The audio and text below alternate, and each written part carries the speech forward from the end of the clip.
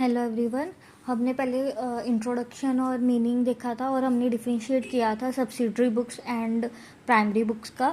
यहाँ पर हम पहले स्टार्ट कर रहे हैं परचेजेस बुक।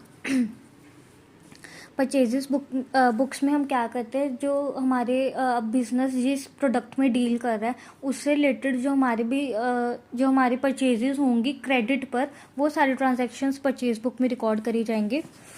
परचेज बुक बनाते हुए हमने कुछ बातों का ध्यान रखना है, जैसे कि cash purchases are not entered in this book since these will be recorded in the cash book. कि परचेजेस बुक्स में हम उन्हीं परचेजेस को रिकॉर्ड करेंगे जो हमने उधार पर किए हैं। जो हमने कैश परचेजेस किए हैं वो परचेजेस बुक में रिकॉर्ड नहीं होगी, क्योंकि वो वाली जो ट्रांजैक्शन है वो कैश बुक में जाके रिकॉर्ड की जाएगी। Credit purchases of the things other than goods or materials such as office furniture or typewriters are journalized. They also are not entered in the purchase book. अब हमने जब journal study किया था उसमें हमने देखा था जब भी हम कोई फर्नीचर एसेट परचेज करते हैं उधार पर, हम उसकी एंट्री भी डालते हैं।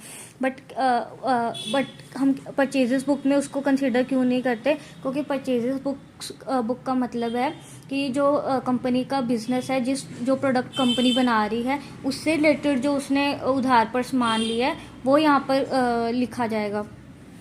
नो डाउट कि एसेट भी उसमें ही काम करता है, जैसे फर्नीचर वगैरह हो गया, बट वो डायरेक्टली हमारे प्रोडक्ट से रिलेटेड नहीं होता, हमारे गुड्स से रिलेटेड नहीं होता।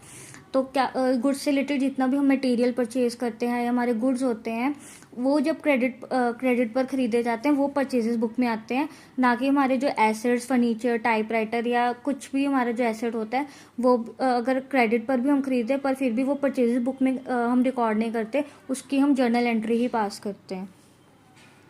नेक्स्ट वीडियो में हम स्टडी करेंगे परचेजेस बुक का एग्जाम्पल कि कैसे परचेजेस बुक प्रिपेयर की जाती है। Thank you.